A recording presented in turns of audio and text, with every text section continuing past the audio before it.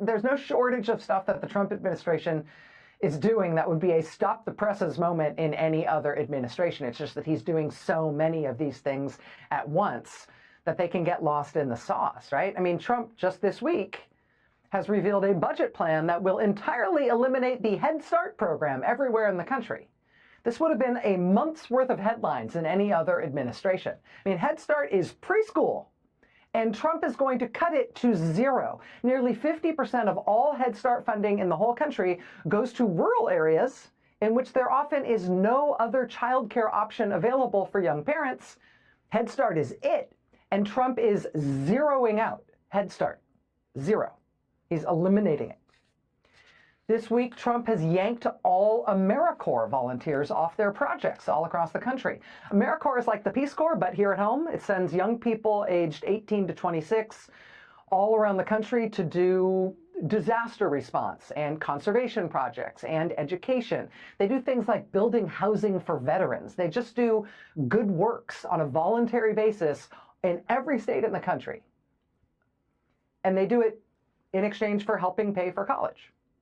It is considered to be a 100% successful program. It is broadly popular and non-controversial with both parties. Trump himself supported it and funded it in his first term, but now, inexplicably and without warning, he has ended all Americorps volunteer assignments right now in the middle of this week, pulled all of those people out of what they were doing all over the country, effective immediately, no warning, no explanation. And they are cutting virtually all the staff of the agency that oversees the volunteers and make sure the program runs. Why is Trump doing that? Do you remember Trump running for office saying he was going to kill Americorps? Get rid of all those kids building housing for veterans. Yeah, and we're going to get rid of preschool too. Am I right? I mean, do you remember that from his rallies? They were hard to pay attention to. They were long, but I don't remember that. Who's clamoring for this? Americorps volunteers are already suing Trump to stop what he's doing. Now California's governor, Gavin Newsom, says the state of California is going to sue him over this as well. We shall see. But that's, like I said, one among many. Trump has now fired so many people at the National Weather Service that the agency yesterday sent out a blanket notice advising their staff that they're going to need to reduce or suspend weather balloon launches all over the country. Weather balloon launches make weather forecasts accurate. The former administrator of NOAA tells USA Today that that factor and the staff shortages imposed by Trump are already degrading our weather forecasts in this country. Washington Post reports that the number of meteorologists on staff at some local forecast offices is now half their normal staffing or less in multiple locations, and that is permanent and likely to get worse with what else Trump has in store for the National Weather Service and NOAA. Quote, as severe storm season ramps up, it's the offices in places such as Kansas City, Omaha, Louisville, Des Moines, and Grand Rapids that are facing the most significant staffing shortages.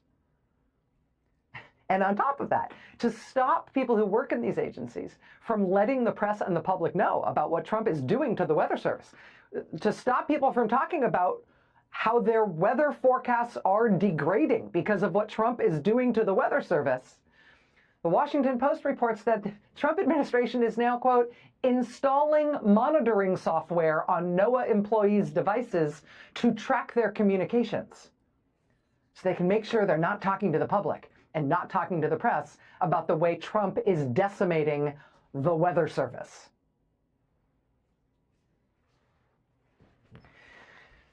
Yesterday, the Trump administration tried to force through a basically total reduction in force at the CFPB, the Consumer Financial Protection Bureau. It would have effectively fired the entire staff of the agency. The staff of that agency, I will tell you, is feisty as heck. They got the firing notices yesterday afternoon. They were all supposed to be fired as of 6 o'clock tonight. but they figured out a way to get themselves in front of a federal judge this morning before today's 6 p.m. deadline, and that judge this morning blocked the firings. The judge, quote, told attorneys for the government she was deeply concerned about the apparently rushed efforts to implement a reduction in force of approximately 1,500 employees at the CFPB, which was set to take effect at 6 p.m. tonight.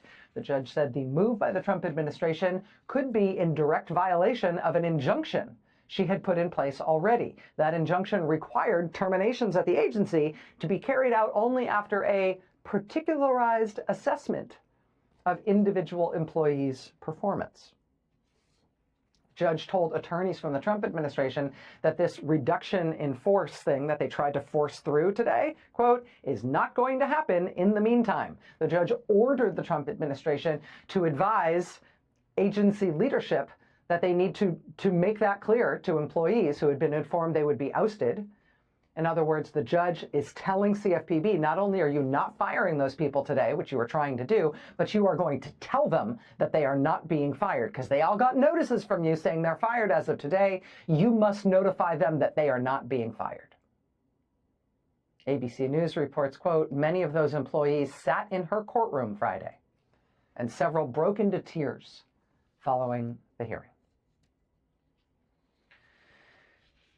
The judge in this case has also set a hearing for a week and a half from now, April 28th.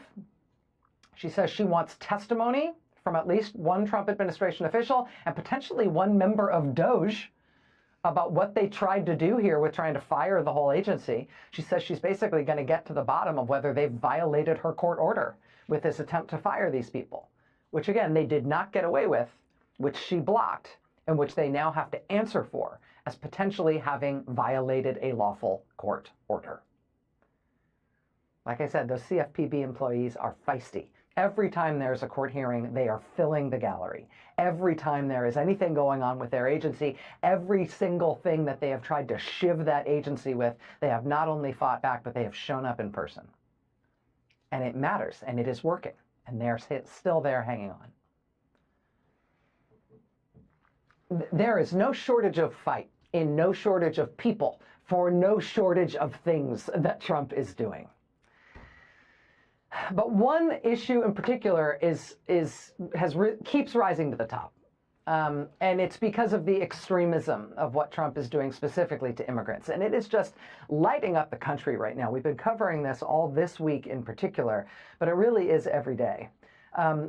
In Washtenaw County, Michigan this week, local residents packed into a county commissioners meeting. They filled up the room. They filled up the overflow room. They filled up the hallway outside of both. After the Trump administration threatened that county and demanded that that county needed to effectively inform to the Trump administration on local residents and even on county employees, presumably so people could be targeted by Trump's immigration agents. The county is showing no signs of budging on that, and the community is backing them up on it. They packed this hearing. You can see this headline in the local news in MLive here. Quote, residents make emotional pleas to support immigrants as feds demand information. Residents packed a meeting of Washtenaw County Board of Commissioners to express support for the immigrant community. Quote, we do not want you to cave from the pressure you are under. This video, you will remember this video. It is likely seared in your mind already. This was a doctoral student from Tufts University being grabbed off the street by Trump's masked agents, screaming in fear as they grabbed her hands and chained her and put her in an unmarked vehicle. Her name is Rumeysa Ozturk. She is a Fulbright scholar and a PhD student. She's here in this country on a student visa. She has been in an immigration prison in Louisiana since she was grabbed off the street by agents. But today, a federal judge ordered that she must be flown out of Louisiana. She must be flown back to New England, specifically to Vermont, so she can attend a court hearing there in person about her case. A federal judge in Vermont ordered that she must be brought back to New England by May 1st. Her hearing is May 9th.